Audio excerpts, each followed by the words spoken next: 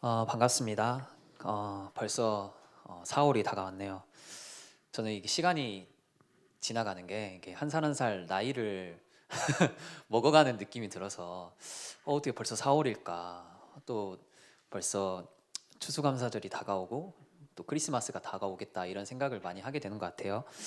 우리는 살아가면서 많은 말과 또 정보들 어, 이런 것들에 많이 노출돼 있는 것 같아요. 지금 시대를 정보화 시대라고 합니다.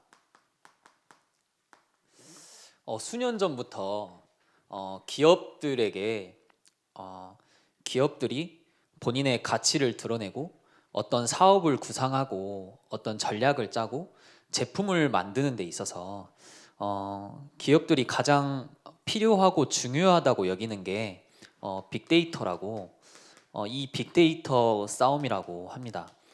내 기업이 다른 경쟁 기업보다 얼마나 많은 정보를 가지고 있느냐, 정보 싸움이라고도 하죠. 미국에 독감이 한참 유행했을 때 구글이라는 회사가 구글은 이 인터넷 검색 하는 회사잖아요. 근데 미국 내 사람들이 감기 증상을 치는 본인이 아프면 감기 증상 이런 걸 칠 거 아니에요.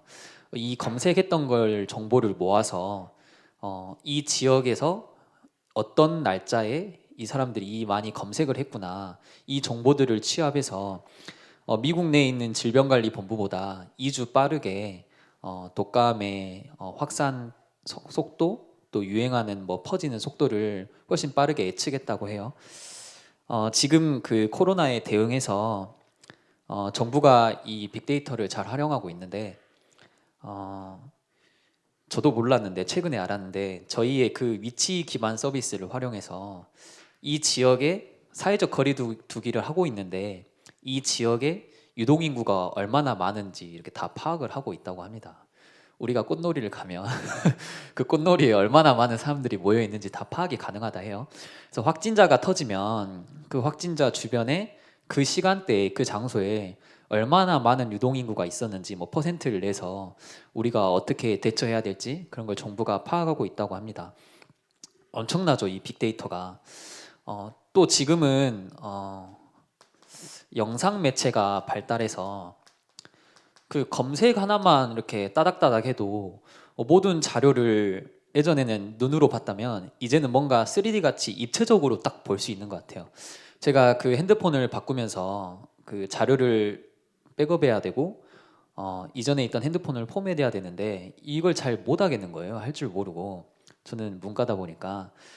근데 이 유튜브에 백업하는 법, 아이폰 백업 이렇게 치니까 영상들이 쭈쭈쭉 나와서 제가 너무나도 쉽게 이 백업과 포맷을 할 수 있었던 것 같아요. 어제 제 어머니가 갑자기 처음 본 요리를 해줬어요. 그래서 보니까 백종원의 유튜브 영상을 보고 따라했던데 역시 굉장히 자극적이고 맛있어서 좀 우리 엄마 스타일은 아니다 이런 생각을 많이 하게 됐는데 누구나도 쉽게 검색 하나로 그 영상을 통해 배우고 또 따라할 수 있게 참 시대가 많이 발전한 것 같아요. 이런 영상 매체들 또한 우리에게 많은 정보들을 주죠. 근데 이런 정보가 어, 정확한 정보만 있으면 좋겠는데 정확하지 않는 정보들도 있는 것 같아요. 그걸 보고 흔히 가짜 뉴스라고 하죠. 사실이 아닌데 마치 사실인 것처럼 정치, 경제, 연예계, 사회 전반에 걸쳐서 이 뉴스들이 나오고 있는데 이 영상들이 또 자극적이다 보니까 우리가 알게 모르게 확 흡수되고 확 믿게 되는 것 같아요. 이쪽에서는 이랬더라, 저쪽에서는 저쨌더라. 저는 이런 말들에 그렇게 신뢰를 하지 않는 편인데 정확하지 않는 정보들이 분명히 존재하는 것 같아요. 근데 이걸 뒤로 하고 그 시대와 시간과 환경이 변해도 변하지 않는 정확한 것, 변하지 않는 영원한 것이 있어요. 그게 바로 오직 하나님의 말씀입니다.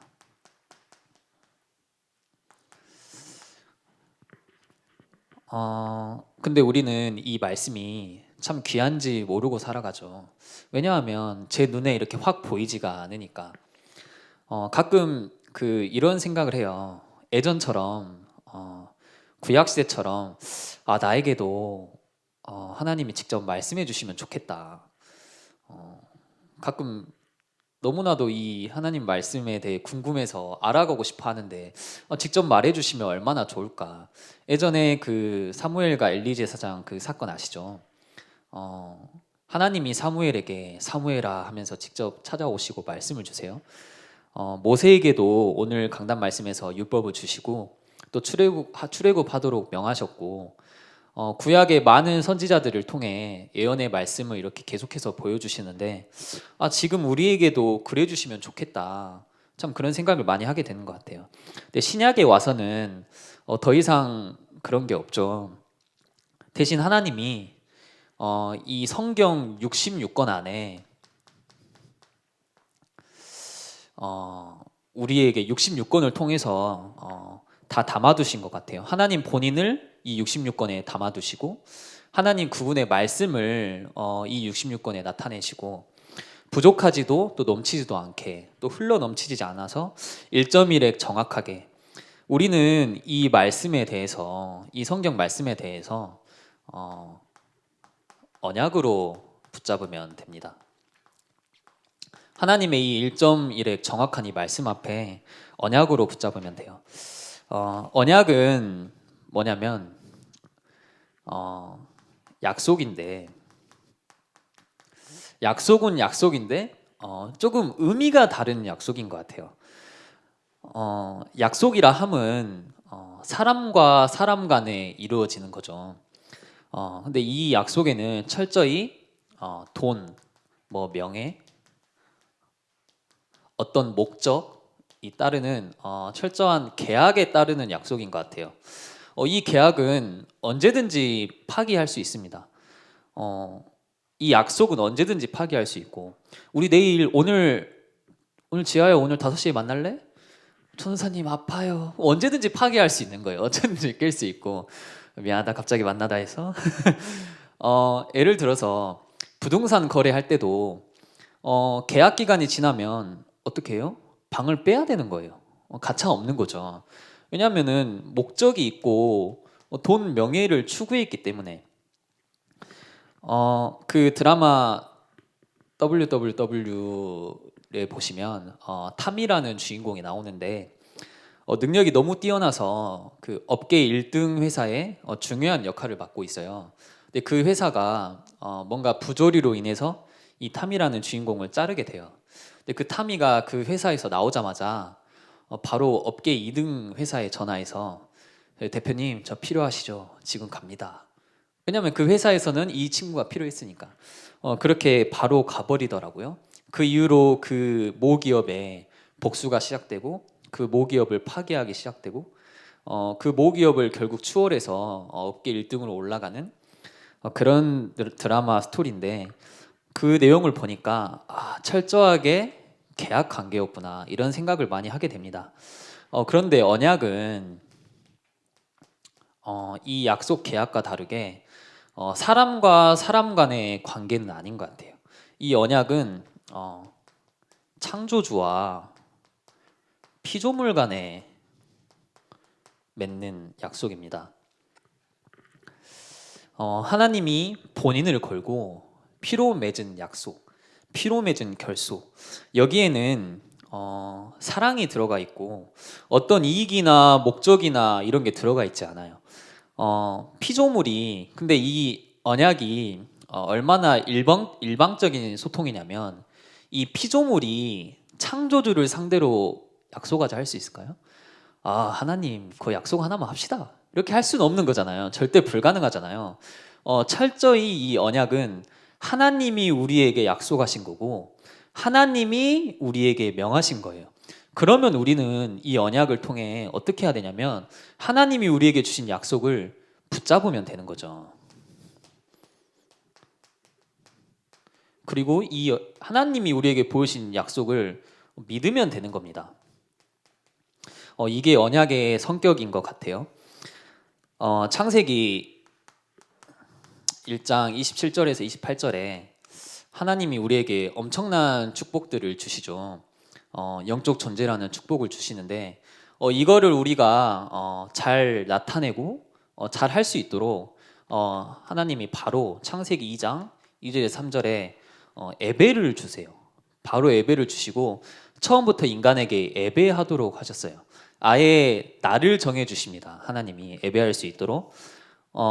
그런데 창세기 3장에 이게 깨져버리죠. 예배가 완전히 상실되고, 그럼에도 불구하고 우리가 하나님을 떠나서 이 예배와 또 하나님과 함께하는 그 언약을 완전히 우리가 깨트렸지만, 그럼에도 불구하고 하나님이 또 바로 창세기 3장 15절에 우리에게 언약을 주십니다. 여자의 후손이 사단의 머리를 상하게 하는 이 언약을 우리에게 보여주세요. 그리스도의 언약을 보여주십니다. 아담이 하나님을 떠났지만 이 언약을 붙잡았고, 그 후에 아브라함이 이 언약을 붙잡았고, 이삭과 야곱과 요셉이 이 언약을 붙잡았고, 그리고 모세와 사무엘과 다윗이 이 언약을 붙잡았고, 구약의 많은 인물들이 이 언약을 붙잡았고, 그 언약대로 결국 그리스도가 이 땅에 오셨죠. 성경 66권의 말씀은, 이 성경 66권의 말씀은 누구에게나 주어집니다. 그 세계에서 가장 많이 팔린 책이 성경이라고 하죠. 성경을 우리는 너무나도 쉽게 구할 수 있고 어느 때나 우리가 볼 수 있어요. 근데 그 말씀을 우리가 언약으로 붙잡느냐 아니냐, 이 차이인 것 같아요. 이 언약을 붙들고 있었던 대표적 인물이 요셉이었죠. 근데 요셉의 삶을 바라보니까 참 할 말을 많이 잃게 하는 것 같아요. 나는 불평하면 안 되겠다. 내 안에 있는 어려움, 내가 갖고 있는 힘든 것, 그거 아무것도 아니구나. 요셉을 항상 바라보면 그런 생각을 하는 것 같아요. 요셉에게 있었던 가장 첫 번째가 창세기 35장 17절에서 19절에 어머니가 죽게 되죠. 요셉에게 가장 있었던 첫 번째. 여기서는 두 갈래로 나뉘게 되는 것 같아요. 이 어머니의 죽음을 통해서 상처를 받을 것이냐, 아니면 비전을 찾을 것이냐, 내가 이 상처 속에 머물 것이냐, 아니면 하나님이 주신 비전을 찾을 것이냐. 요셉이 하나님이 주신 비전을 찾았다 해요. 어머니의 죽음을 어느 정도 극복했다고 해요. 근데 창세기 37장 36절에 그렇게도 믿었던 혈육 가족들의 배신, 본인을 죽이려고 하는 거를 본인이 직접 눈으로 봤어요. 본인을 팔려고 했던 거를, 또 팔았던 거를 본인이 직접 눈으로 체험했고, 엄청난 상처일 수 있겠죠, 요셉에게는.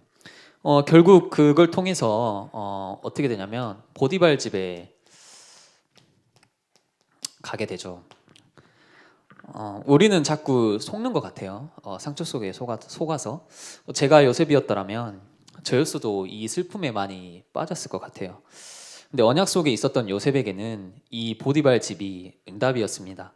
보디발 집에 가지 않으면 안 될 수밖에 없는, 나는 꼭 가야만 하는, 그렇기 때문에 노예로서도 최선을 다한 거죠. 제가 군대에 있을 때 세월호 사건이 터졌었어요. 그래서 그 대통령이 자꾸 그 현장을 방문해야 되기 때문에 이 광주, 제가 있는 광주 비행장에 자꾸 들르는 거예요. 근데 대통령이 온다고 할 때마다 자꾸 이 위에서 지시가 내려오는데 왜 자꾸 길거리 청소를 시키고 생활관 청소를 시키고 화장실 청소를 시키는지.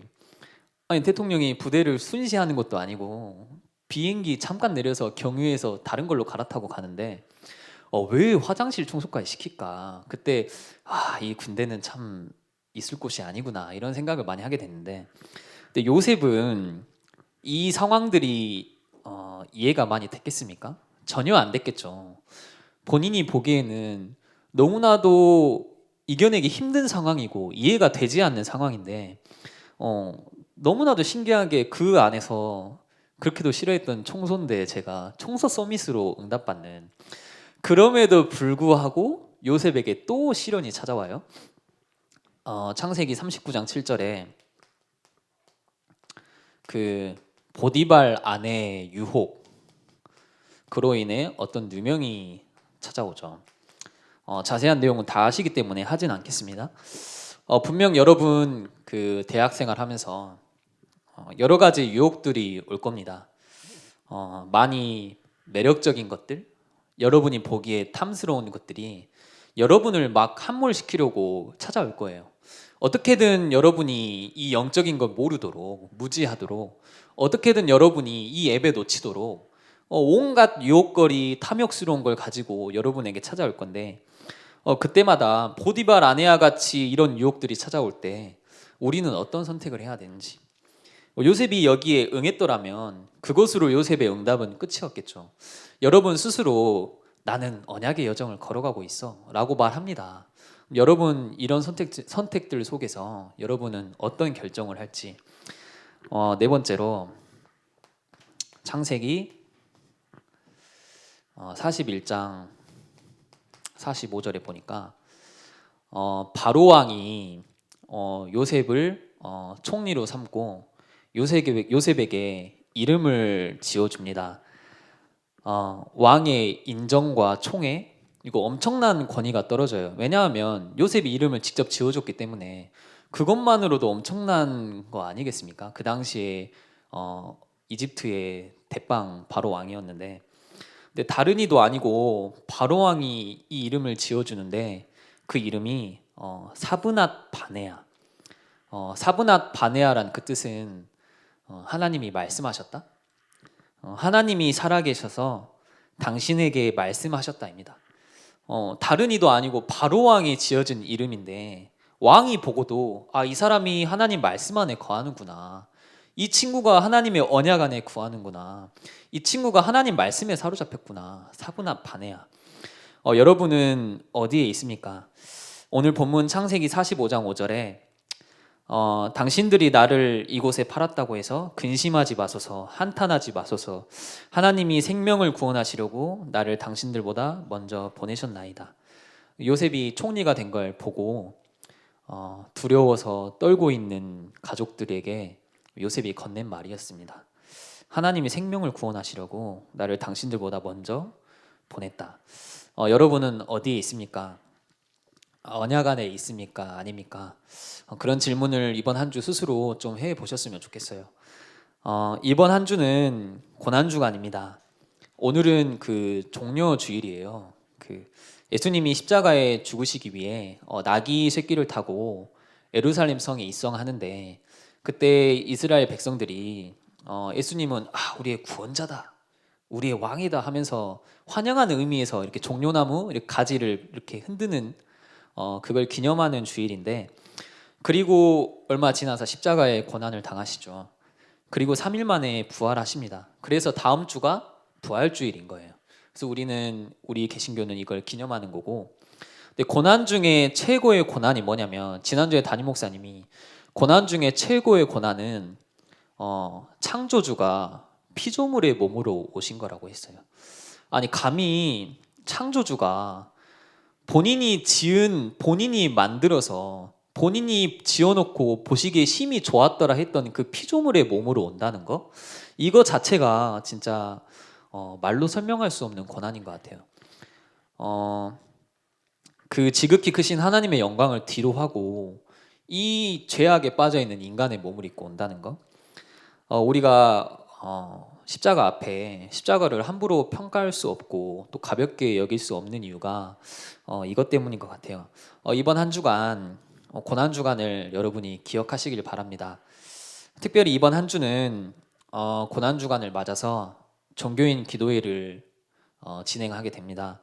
매주 저녁 8시에 담임 목사님이 계속 인도하셔서 이렇게 진행하게 되는데, 여러분 함께 꼭 참여하셨으면 좋겠고, 우리가 물론 공부도 중요하고 우리가 하고 있는 일들이 너무 중요하지만 우리의 우선순위가 뭔지, 우리가 이 땅에서 살아가고 나중에 가게 될 본향이 뭔지, 우리가 이 땅에서 비록 육신의 몸을 살아가고 있지만 우리가 진짜 누려야 될 축복과 우리가 진짜 가져야 될 시간이 뭔지, 우린 너무나도 우리 안에 많은 것들을 활용하고 또 우리 것 내가 하고 싶은 거에 많은 시간을 할애하는데 우리는 너무나도 기도하지 않고 이 영적인 것을 구하지 않습니다. 이번 한 주 고난 주간을 맞아서 일주일간 여러분이 또 기도를 작정하시고 도전하시고 그 시간만큼은 꼭 시간을 내셔서 함께 기도하시길 바랍니다. 마지막으로 이 시대에 너무나도 많은 정보들이 있고 이런 정보들이 우리를 유혹하고 또 우리를 솔깃하게 하지만 이 시대와 환경과 수천 년이 지나도 변하지 않는 진리의 말씀, 다시 우리가 이 말씀 앞에 돌아가는 것, 또 그 말씀을 언약으로 붙잡는 것, 이거를 기억하시고 이번 한 주 또 기도하시면 좋겠습니다.